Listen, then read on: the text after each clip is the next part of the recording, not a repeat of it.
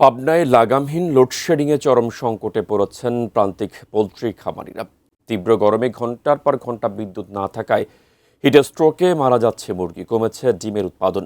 পরিস্থিতি স্বাভাবিক না হলে অনেক খামার বন্ধ হয়ে যাওয়ার আশঙ্কা করছেন সংশ্লিষ্টরা। মিলন মাহমুদের ক্যামেরায় পাবনা থেকে রিজভি জয়ের রিপোর্ট।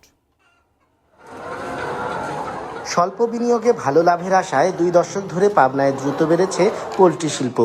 একসময় জেলায় ছিল প্রায় 10,000 ছোট বড় খামার।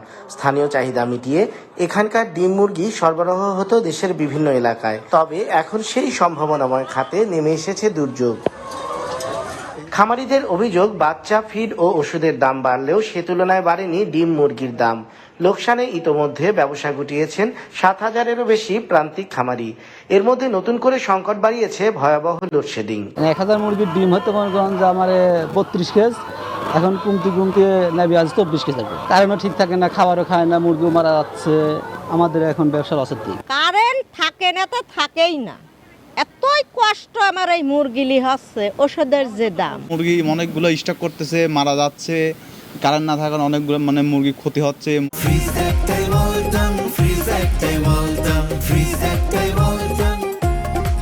পাবনায় দিনে রাতে 6 থেকে 10 ঘন্টা পর্যন্ত বিদ্যুৎ থাকছে না।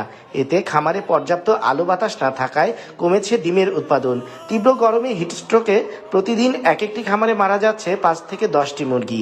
ফলে পুঁজি হারানোর শঙ্কায় খামারিরা। বিদ্যুৎ ছাড়াই ব্রয়লার মুরগি কোনোভাবেই পালন করা সম্ভব হয় না। দিনের মধ্যে 5 থেকে 7 ঘন্টা কারেন্ট থাকতেছে না। তাপমাত্রা বেশি হওয়ার কারণে ডিম আগে উঠেছে 12 কেজ করে, এখন 1 কেজ ডিম কমে গেছে। আমার 80টা মুরগি মরেছে, বুঝলেন। কারেন্ট না থাকার কারণে এইভাবে মুরগি মরে গেলে লাভ তো হলেই না, লস গেল। মুরগির পানি দিতে পারতেছি না, ফ্যান দিতে পারতেছি না। বিদ্যুতের এত অসুবিধার কারণে আমাদের খুব অসুবিধা হচ্ছে। খামারিদের ক্ষতি কমাতে হিটস্ট্রোক প্রতিরোধে স্যালাইন ও বিটেইন জাতীয় ওষুধ ব্যবহারের পরামর্শ দিয়েছে প্রাণী সম্পদ বিভাগ।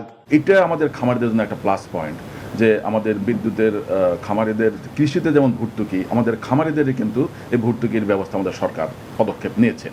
বর্তমানে পাবনায় নিবন্ধিত ও অনিবন্ধিত মিলিয়ে লেয়ার, ব্রয়লার ও সোনালী জাতের 3043টি খামার রয়েছে।